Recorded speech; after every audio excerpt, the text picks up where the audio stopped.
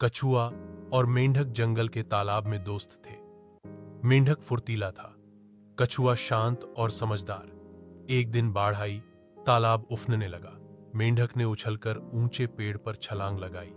कछुआ धीरे धीरे ऊंची चट्टान पर चढ़ गया। बाढ़ का पानी बढ़ता गया। मेंढक डरने लगा। कछुए ने उसे अपनी पीठ पर बिठाकर बचाया। दोनों ने बाढ़ में एक दूसरे का साथ दिया।